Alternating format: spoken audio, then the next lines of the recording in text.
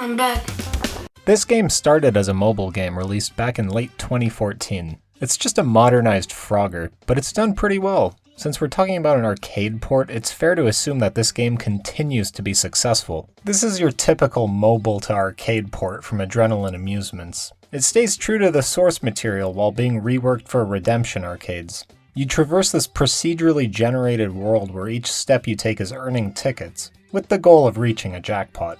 The challenge comes from the various obstacles to avoid, but you have to keep going forward as the screen scrolls, and this does kill you if it goes past your character. You've got one button to hop forward. You can't go backwards. I should mention there is a Disney version of this game. It's more or less a reskinned version of the original where you can pick some Disney IPs to play as. But from what I've heard, the preference is to play the Pirates of the Caribbean version. You want to pick this one because you don't get the large vehicles, but instead one block-sized guys on the road segments. There's also cannonballs that drop down, but all they do is reroute your movement forward. Apparently payouts behave a little differently with these two versions. From what I've heard, the amount for the next jackpot goes up by a set amount, but with the Disney version there is an overfarming penalty that will increase the jackpot depending on how hard you won.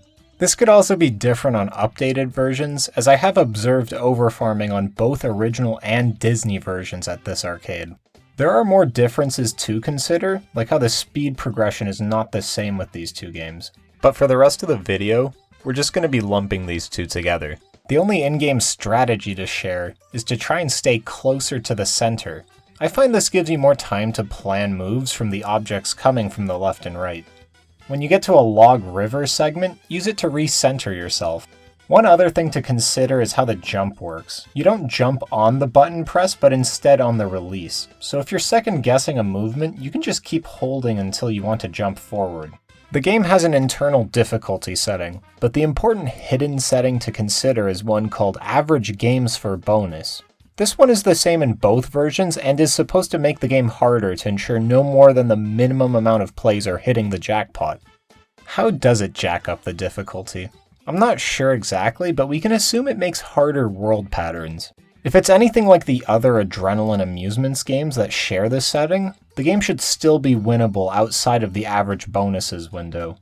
This game is comparable to flying tickets. You work around similar payout windows and should only be taking a few jackpots per day. But I find Crossy Road is a lot easier to win. It's less stressful and way more fun to play. Depending on your arcade, they can have both versions of this game, but not have the same payout amounts. So use your own judgment on when it's worth it to play. For tiering this game, I feel like it deserves to be on the higher side of B tier.